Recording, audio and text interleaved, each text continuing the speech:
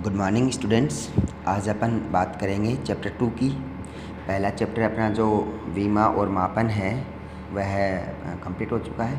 उस पर बेस्ड अपन ने कुछ क्वेश्चन भी किए हैं, सवाल भी किए हैं। अगर उससे रिलेटेड कोई भी सवाल आपके हों तो अपने व्हाट्सएप ग्रुप में आप शेयर करें, उनको अपन डिस्कस करेंगे और आप उसके नोट्स बनाएं, अच्छे से उसकी पढ़ाई करें। आज अपन चैप्टर नंबर 2 पढ़ेंगे जो है बल, कार्य एवं ऊर्जा, फोर्स, वर्क एंड एनर्जी। तो भौतिक जगत में या फिज़िक्स में अपन को किसी भी सिस्टम की स्टडी करनी हो, किसी भी निकाय में कोई कण की, कोई ऑब्जेक्ट की अगर स्टडी करनी है, अध्ययन करना है, तो उसके लिए एक निर्देश तंत्र की ज़रूरत पड़ती है।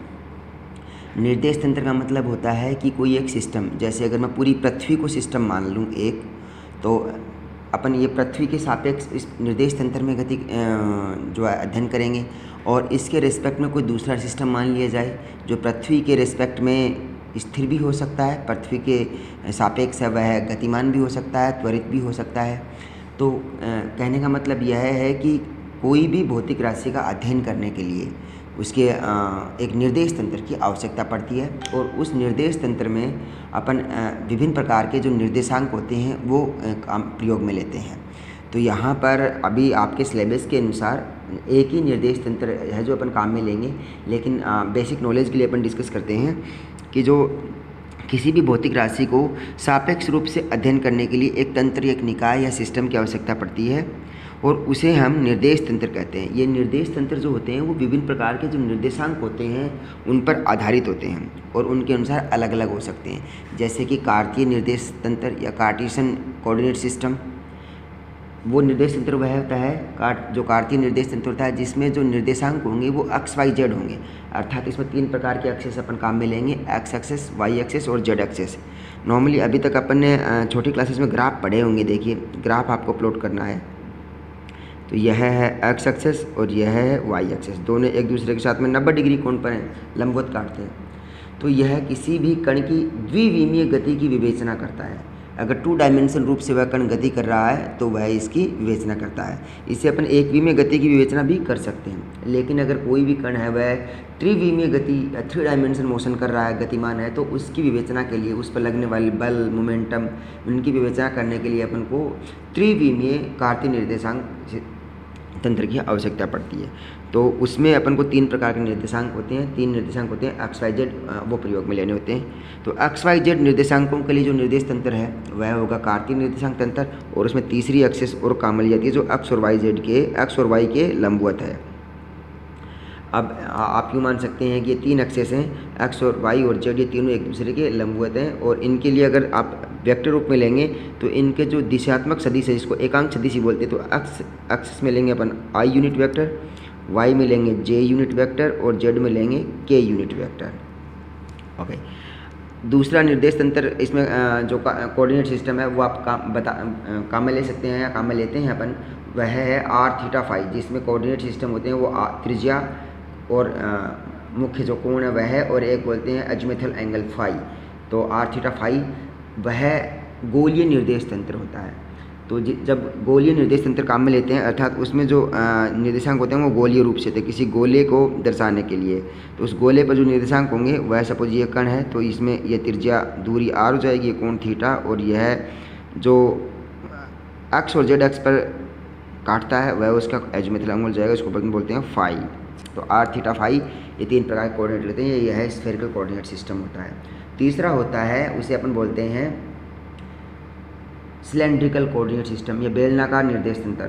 तो उसमें क्या है कि जो निर्देश तंत्र वो कोई भी अपन जो स्टडी कर रहे हैं किसी प्रकार की गति की, उसमें जो निर्देशांक होंगे वो रो फाई जेड होंगे। अर्थात रो जो मूल बिंदु है उससे दूरी, जेड है वो जेड एक्सिस की तरफ लंबवत दूरी, और फाई है या थीटा है वह जेड एक्स के साथ में बनाया गया कोण, तो रो फाई जेड। तो 3 प्रकार के निर्देश तंत्र हैं। ये तीनों आपस में इंटर रिलेटेड हैं, अंतर संबंधित हैं। X y z r theta phi और रो थीटा जेड या रो फाई जेड, और इसके द्वारा अपन एक दूसरे में कन्वर्ट भी कर सकते हैं। कार्तीय निर्देशांक तंत्र को अपन गोलीय निर्देशांक तंत्र में, कार्तीय निर्देशांक तंत्र को अपन बेलनाकार निर्देशांक तंत्र में, और बेलनाकार को गोलीय में, गोलीय को बेलनाकार में, बेलनाकार को कार्तीय में, सब आपस में इंटरलेट करके इसको एक्सचेंज कर सकते हैं इनके कोऑर्डिनेट को, अर्थात इनको आपस में इनके निर्देशांकों को बदला जा सकता है। लेकिन सर्वाधिक उपयुक्त और सरल जो निर्देश तंत्र है उसको वो होता है कार्तीय निर्देश तंत्र, जिसमें 3 प्रकार के जो 3 निर्देशांक होते हैं एक्स वाई जेड, और उनको प्रयोग किया जाता है किसी भी कण की विवेचना करने के लिए, किसी भी निकाय की विवेचना करने के लिए, अध्ययन करने के लिए। और 3 एक्सेस होती हैं इसमें, एक्स वाई और जेड तीनों एक दूसरे को लंबवत रूप से काटती हैं। 3 प्लेन होती है उसमें, इसमें x y plane, y z plane और जेड एक्स प्लेन। देखिए यह है एक्स वाई प्लेन, ये एक्स वाई प्लेन है। यहाँ पर कोई कण की गति की विवेचना करेंगे वह एक्स और वाई दिशा में ही होगा। एक है एक्स और जेड प्लेन, यह एक्स जेड प्लेन है, यह एक्स जेड प्लेन है। तो यहाँ पर जो गति की विवेचना होगी वह एक्स और जेड प्लेन में होगी, और यह है वाई जेड प्लेन, तो यह वाई जेड प्लेन है। तो यहाँ पर जो गति की विवेचना करेंगे वह हो जाएगी वाई जेड प्लेन में। तो आप देख सकते हैं इसको अगर मैं ऐसे मैच करके मिला दूँ तो एक प्रकार का यह है क्यूबिकल बॉक्स बन जाता है। तो क्यूबिकल बॉक्स है वह 3 डायमेंशन कोऑर्डिनेट सिस्टम का एक बेस्ट एग्जाम्पल भी है। तो इसके द्वारा अपन इसकी स्टडी कर सकते हैं। अभी अपन विभिन्न प्रकार की जो भौतिक राशियाँ हैं जैसे बल है, गति है, वेग है, संवेग है, ऊर्जा है, कार्य है, विभिन्न प्रकार की भौतिक राशियों का जो अध्ययन करेंगे वो कार्तीय निर्देशांक तंत्र में करेंगे। अपन बाकी और में भी इसका अध्ययन कर सकते हैं, लेकिन आपके कोर्स के अनुसार अभी कार्तीय निर्देशांक तंत्र में इसके अध्ययन करेंगे, उसकी विवेचना करेंगे। और सबसे पहले इसमें आता है संवेग या मोमेंटम। अपने पहले चैप्टर में पढ़ा था संवेग, और उसके विमा के बारे में पढ़ा था। संवेग मतलब वेग जैसा, वेग के समान। तो कोई भी एक m द्रव्यमान का कण है, अगर वह v वेग से गतिमान है तो दोनों का जो गुणनफल है वह द्रव्यमान और वेग का जो गुणनफल है वह संवेग कहलाता है। संवेग एक प्रकार की भौतिक राशि है जो अपना इफेक्ट डालती है। इसको आप डायरेक्ट फील नहीं कर सकते, लेकिन इसका इफेक्ट होता है। और इसका इफेक्ट आप ऐसे समझ सकते हैं कि अगर कोई भी कण है या कोई भी निकाय है, कोई भी बॉडी है, अगर उसका द्रव्यमान ज़्यादा है तो उसका संवेग ज़्यादा होगा, अगर उसका वेग ज़्यादा है तो उसका संवेग ज़्यादा होगा। तो इसको आप यूँ देख सकते हैं कि एक बहुत छोटी सी बुलेट होती है, बंदूक से निकली हुई गोली, उसका द्रव्यमान बहुत कम होता है लेकिन उसका वेग बहुत ज़्यादा होती है। तो जहाँ पर वो टकराती है तो उस हिस्से पर अपना प्रभाव बहुत ज़्यादा डालती है। वह क्यों होता है? संवेग के कारण से, क्योंकि उसका वेग बहुत ज़्यादा है। या फिर यूँ देखिए कि 2 प्रकार के वाहन हैं, एक बहुत ही भारी और बड़ा वाहन है जैसे कि ट्रक, और एक छोटा वाहन है लाइक कार, स्कूटर या बाइक। दोनों समान वेग से गतिमान हैं, दोनों समान वेग से गतिमान हैं। अगर दोनों समान वेग से गतिमान हैं तो दोनों को अगर एक साथ ब्रेक लगाते हैं तो पहले कौन रुकेगा? तो पहले रुकने के चांसेस ज़्यादा रहेंगे छोटे वाहन के, क्योंकि उसका द्रव्यमान कम है। तो द्रव्यमान कम होने के कारण से संवेग है, जो इम्पैक्ट है, जो प्रभाव है, एक प्रकार से बल का प्रभाव बोल सकते हैं, वह कम होगा। वैसे भी संवेग की एक दूसरी परिभाषा होती है, जो न्यूटन का दूसरा नियम है वह होता है F = dp/dt। अर्थात संवेग में जो परिवर्तन की दर है, हर क्षण हर समय पर संवेग कितना बदलता है वह बल कहलाता है। और संवेग होता है mv। तो m द्रव्यमान है, अगर द्रव्यमान निश्चर है, इन्वेरिएंट है, समय पर निर्भर नहीं करता है। और नॉर्मली अगर अपन इसके लिए बोलें कि द्रव्यमान है वह अपेक्षिक है, अर्थात जो कण की जो गति है वह प्रकाश के वेग के जैसी नहीं है, नॉर्मल गति है। तो जो द्रव्यमान है वह इन्वेरिएंट है, निश्चर है, और वह समय के साथ में बदलता नहीं है। तब जो m है वह इस अवकल से बाहर रहेगा और यह dv/dt हो जाएगा, अर्थात यह हो गया त्वरण। तो ma, तो F = ma, अर्थात संवेग में जो परिवर्तन की दर है, संवेग में जो परिवर्तन होता है वो बल का कारण है। मतलब जो अगर बल लगाएंगे किसी भी वस्तु पर तो उसमें त्वरण में परिवर्तन होगा, त्वरण में परिवर्तन होने उसमें वेग में परिवर्तन होगा, वेग में परिवर्तन होने के कारण से उसके संवेग में परिवर्तन होगा और त्वरण उत्पन्न होता है। तो जो संवेग है वह क्या है? द्रव्यमान और वेग का गुणनफल है, या फिर किसी भी वस्तु पर लगाया गया बल और जितने समय के लिए लगाया गया बल है उन दोनों का गुणनफल, बल और समय का गुणनफल है, वह संवेग है। तो अगर कोई भी एक पिंड है m द्रव्यमान का, अगर m द्रव्यमान का कोई पिंड है वह v वेग से गतिमान है, तो उसका संवेग कितना होगा, m गुणा v उसका संवेग हो जाएगा। या फिर इस पर अगर मैं बल लगाऊं f, और बल लगाने के कारण से इसमें वेग में परिवर्तन होता है, अर्थात ये पहले स्थिर अवस्था में था, प्रारंभिक अवस्था में यह स्थिर अवस्था में था, जैसे इस पर बल लगाया तो प्रारंभिक अवस्था से समय t बराबर 0 से समय t बराबर 5 सेकंड 10 सेकंड या समय t बराबर t1 तक इसमें वेग में परिवर्तन हुआ और त्वरण उत्पन्न हुआ। तो इस पर जो कितना बल लगा, F बराबर ma, या वेग में परिवर्तन हुआ तो इसके कारण से संवेग में परिवर्तन हुआ, तो इसमें जो बल लगा F बराबर dp/dt। तो इसको P2 - P1 T2 - T1, अर्थात T2 समय पर P2 संवेग, T1 समय पर P1 संवेग। तो संवेग में परिवर्तन बटे समय में परिवर्तन, तो ये हो गया है बल। तो अपन यहाँ कह सकते हैं कि P बराबर F इंटू dt, अर्थात अगर किसी भी निकाय पर किसी समय अंतराल के लिए बल लगाया जाता है तो उस समय अंतराल और बल का गुणनफल है वो संवेग उत्पन्न करता है। अब इसको एग्जाम्पल से समझिए कि देखिए दो पिंड हैं, एक बड़ा पिंड है, बड़ा ऑब्जेक्ट है, और एक छोटा है। दोनों के द्रव्यमान अलग अलग हैं लेकिन वेग समान है, तो दोनों के संवेग अलग अलग होंगे। किसका संवेग ज़्यादा होगा, संवेग ज़्यादा होगा जो बड़ा द्रव्यमान है, क्योंकि P1 बराबर कैपिटल mv और P2 बराबर स्मॉल mv। तो जो m है वह जितना ज़्यादा बड़ा है संवेग उतना ज़्यादा बड़ा होगा। ध्यान रखिए, भौतिक जगत में संवेग संरक्षण का नियम हमेशा लागू होता है, अर्थात किसी भी निकाय का कुल संवेग हमेशा संरक्षित रहता है, और उसमें भी संवेग संरक्षण भी दो प्रकार का होता है, एक रेखीय गति के लिए और एक कोणीय गति के लिए। तो रेखीय गति के लिए जो संवेग संरक्षण होता है उसको रेखीय संवेग कहते हैं, अर्थात अगर कण है वह एक दिशा में गति कर रहा है सीधी रेखा में, एक लाइन का लीनियर मोशन में गति कर रहा है, या उसमें जो परिवर्तन है वह दूरी में परिवर्तन हो रहा है, किसी समय t बराबर अक्ष से लेके अक्ष 2 तक जा रहा है, दूरी में परिवर्तन, एक दिशा में परिवर्तन हो रहा है सीधी रेखा में, तो वह लीनियर मोमेंटम होगा या रेखीय संवेग संरक्षित होगा। अगर वही कण है वह कोणीय गति कर रहा है किसी कर्व के ऊपर, वर्ताकार रूप से कोणीय परिवर्तन हो रहा है, अगर विस्थापन है वह कोणीय विस्थापन है, तो वह संवेग होगा कोणीय संवेग। कोणीय संवेग भी संरक्षित रहता है, लेकिन कई बार कोणीय संवेग कई घटनाओं में संरक्षित नहीं रहता। आप आगे की क्लासेस में देखेंगे, इसको पढ़ेंगे उच्च अध्ययन में। लेकिन रेखीय संवेग, ध्यान रखिए, भौतिक नियमों में रेखीय संवेग हमेशा संरक्षित रहता है, हमेशा। किसी भी निकाय का कुल संवेग हमेशा सुरक्षित रहेगा, घटना से पहले का संवेग और घटना के बाद का संवेग हमेशा के लिए सुरक्षित रहेगा। तो लीनियर मोमेंटम कंजर्वेशन लॉ कभी भी वायलेट नहीं होता है, इस बात का ध्यान रखिए। आप इसको एक एग्जाम्पल से समझ सकते हैं कि देखिए कि कोई भी एक कण है, ये कण है, ये अपन पढ़ेंगे भी आगे, m द्रव्यमान का है और वो v वेग से गति कर रहा है। एक दूसरा कण और है जिसका द्रव्यमान है वो m2 है, वह है स्थिर अवस्था में है, वो कोई गति नहीं कर रहा है। आपने स्नूकर या बिलियर्ड का गेम देखा होगा, बिलियर्ड का या कैरम बोर्ड में, कि इसमें एक जो बॉल है वह स्थिर अवस्था में है और दूसरी बॉल है जो स्ट्राइक या टक्कर मारने वाली है वो गति अवस्था में होती है। तो जब ये टक्कर करते हैं तो टक्कर के बाद में जो गतिमान कण था, जिसके पास वेग था, जिसके पास संवेग था और इसमें ऊर्जा थी, तो वह किसी स्थिर अवस्था के कण से टक्कर करता है, तो यह अपना संवेग इसको ट्रांसफ़र करता है, इसको स्थानांतरित कर देता है कण 2 को, और जो m2 कण है उसको संवेग स्थानांतरित होने के बाद में गतिमान होता है, तो इसमें ऊर्जा आती है, गतिज ऊर्जा आती है। तो जो घटना से पहले ये था, कोई भी घटना घटित नहीं हुई थी, तब m1 कण गतिमान था और m2 स्थिर था।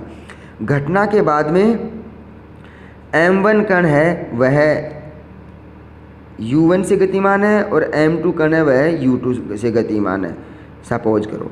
तो घटना से पहले का कुल संवेग और घटना के बाद का कुल संवेग हमेशा समान होंगे। समान होने का मतलब है कि संवेग का जो डिफरेंस है वो 0 होगा, संवेग संरक्षित रहेगा हमेशा। ऐसे ही अगर इलास्टिक है, प्रत्यास्थ है, तो उसमें ऊर्जा भी सुरक्षित रहेगी। घटना से पहले की जो गतिज ऊर्जा है वह और घटना के बाद की गतिज ऊर्जा वह भी समान होगी। तो संवेग संरक्षण का ये सबसे अच्छा एग्जाम्पल है, जिसको अपन कोलिजन, टक्कर या संघट बोलते हैं। अभी अपन बात करते हैं बल या फोर्स की। देखिए, बल, फोर्स ताकत, धक्का देना, खींचना, पुश करना, पुल करना, वेट लिफ्ट करना, उठाना, रोकना, ये सब बल के ही उदाहरण हैं। कोई भी एक ऑब्जेक्ट है, कोई भी एक पिंड है, कण है, उस पर बल किस प्रकार से होता है फिर अगर वह स्थिर अवस्था में किसी जगह पर रखा हुआ है तो उसमें m द्रव्यमान है, तो m द्रव्यमान है और वह किसी जगह पर रखा हुआ है, सपोज पृथ्वी की सतह पर ही रखा हुआ है, तो उसमें गुरुत्वीय त्वरण के कारण से भार उत्पन्न होता है mg। वह भी एक प्रकार का बल है जो कि हमेशा डाउनवर्ड नीचे की तरफ होगा। सपोज कीजिए कण है m द्रव्यमान, तो ये g गुरुत्वाकर्षण नीचे की तरफ लगता है, गुरुत्वाकर्षण त्वरण, तो mg जो इसका वेट है, भार है, ये भी एक प्रकार का बल ही है। अब इस कण को या तो धक्का दें, पुश करें, या इसको खींचें, पुल करें, या इसको ऊपर की तरफ उठाएं, या इसको जब ये नीचे की तरफ गति कर रहा है तो इसको रोकें। तो कई प्रकार से बल हो सकता है। और वैसे भी जो बल है वह किसी भी चीज़ को अपन ऐंठन उत्पन्न कर सकते हैं, घुमा सकते हैं, किसी भी वस्तु को मोड़ सकते हैं, किसी भी वस्तु को तोड़ सकते हैं, किसी भी वस्तु को गति करा सकते हैं। तो इस प्रकार से जो बल है वह अलग अलग एंगल पर, अलग अलग पोजीशन में, अलग अलग तरीके से डिफाइन किया जा सकता है। लेकिन नॉर्मली एक लेमैन लैंग्वेज में देखा जाए तो बल का काम क्या है? बल का काम यह है कि कोई भी सिस्टम या निकाय जिस स्थिति में है उस स्थिति में ना रहे। यूँ मानिए इसको, अगर कोई स्थिर अवस्था में है तो उस पर बल लगाएंगे तो वो स्थिर अवस्था में नहीं रहेगा, गतिमान अवस्था में आ जाएगा तो बल लगाया। अगर कोई भी वस्तु गतिमान अवस्था में है तो वो गतिमान अवस्था में ना रहे, रुक जाए तो बल लगाया। अगर कोई वस्तु गतिमान अवस्था में है, एक समान वेग से चल रही है, तो उसका वेग को कम किया जाए या बढ़ाया जाए तो बल लगाया।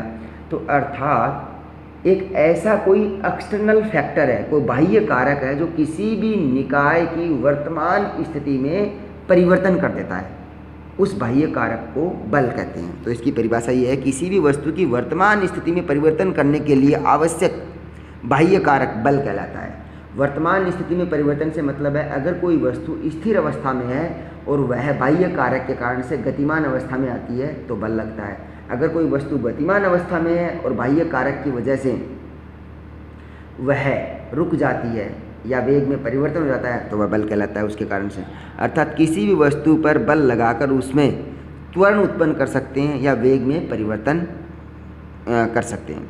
तो आप इसको एक डायग्राम से समझिए कि ये कोई ऑब्जेक्ट है, कोई भी वस्तु पिंड कण है, तो m द्रव्यमान है और यह समय t बराबर 0 पर है और स्थिर अवस्था में। इस पर कोई बल लगाया तो बल लगाने के कारण से यह अपनी इस पोजीशन से, सपोज मैं बोलूँ x बराबर 0 पोजीशन है, ये यहाँ से यह 5 सेंटीमीटर खिसक गया तो x2 पोजीशन में आ गया, x2 पोजीशन में। लेकिन समय t बराबर 0 पर इसकी पोजीशन थी x बराबर 0, और जब t बराबर t1 हो गई तो यह इसको x1 पोजीशन मान लीजिए t1 के सापेक्ष। तो अर्थात इसमें क्या हुआ, इसमें दूरी में परिवर्तन हुआ ना। दूरी में परिवर्तन होने के कारण से इसमें वेग उत्पन्न हुआ। अब देखिए, इसमें वेग उत्पन्न हुआ है तो इसमें संवेग उत्पन्न हुआ है, और संवेग उत्पन्न होने का मतलब यह है कि संवेग पहले कितना था। पहले इसका संवेग था 0 और t1 पर इसका संवेग हो गया है p1, तो संवेग 0 से लेकर p1 तक परिवर्तित हुआ है, और संवेग परिवर्तित हुआ है इसका मतलब समय में भी परिवर्तन है, समय में परिवर्तन के सापेक्ष संवेग में परिवर्तन हुआ है।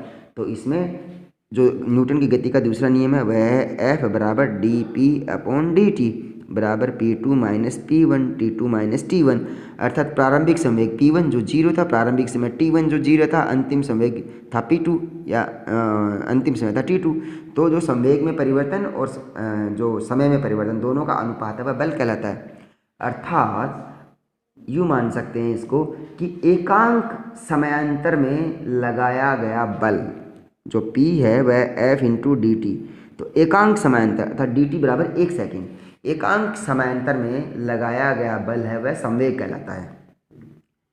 तो जो संवेग है वह जो बल है वह संवेग में परिवर्तन की दर भी होती है, या फिर किसी भी वस्तु जिसका द्रव्यमान m है और उसमें किसी भी वस्तु जिसका द्रव्यमान m है और जिसमें वेग में परिवर्तन हो रहा हो।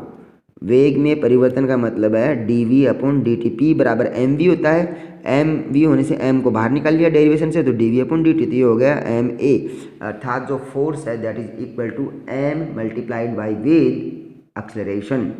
फोर्स है वह द्रव्यमान और त्वरण का गुणनफल है। अब ध्यान रखिए, यहाँ पर जो फोर्स की दिशा है वो बहुत इंपॉर्टेंट है। फोर्स की दिशा यहाँ पर वही होगी जिस दिशा में जो पिंड है वह बल लगाने पर गति करता है। तो फोर्स की दिशा और बल की त्वरण की दिशा या फिर वेग की दिशा एक जैसी है इस तरफ। ऐसा भी हो सकता है कि जो कोई भी पिंड है वह गति करे किसी और दिशा में और बल लगे किसी और दिशा में, ऐसा भी हो सकता है। तब उसमें जो बल है उसकी दिशा और जो वेग है उसकी दिशा अलग अलग होगी। तो कण द्वारा किया गया कार्य या उस कार्य में की गई शक्ति जो है, पावर है, उसको अपन कैलकुलेशन के लिए काम में लेते हैं। लेकिन ध्यान रखिए, अगर कण है वह सेम दिशा में गतिमान है तो किया गया कार्य वह अधिकतम होता है। इस बात का खास तौर पर ध्यान दीजिए। यदि किसी भी m द्रव्यमान के कण पर 1 मीटर प्रति सेकंड स्क्वायर का त्वरण उत्पन्न करना हो तो उस पर लगाया गया बल उसके द्रव्यमान के बराबर होता है। F बराबर m, F बराबर m a होता है। यदि a,1 मान लूँ तो F बराबर m, यदि a बराबर 1 मीटर पर सेकंड स्क्वायर तो F बराबर m हो गया। तो F बराबर m का मतलब क्या हुआ कि बल है वह द्रव्यमान के बराबर हो गया। अब बल द्रव्यमान के बराबर कब होता है? बल द्रव्यमान के बराबर तब होता है जब उसमें एकांक त्वरण उत्पन्न होता हो। या फिर अपन ये भी कह सकते हैं कि F बराबर m a, तो m का मान 1 किलोग्राम और त्वरण का मान 1 मीटर पर सेकंड, तो F बराबर 1 न्यूटन। अर्थात किसी भी एकांक द्रव्यमान पर एकांक त्वरण उत्पन्न करने के लिए आवश्यक बल 1 न्यूटन होता है। ये भी अपन इसको इस प्रकार से परिभाषित कर सकते हैं। ओके, कल इस पर बल पर और संवेग पर आधारित अपन और आंकिक सवाल करेंगे ट्यूटोरियल के अंदर, और इसके डायमेंशन, इसके विमाएँ हैं या इसके जो अलग अलग मात्रक हैं, यूनिट्स हैं, उनको देखेंगे, पढ़ेंगे। Okay, thank you.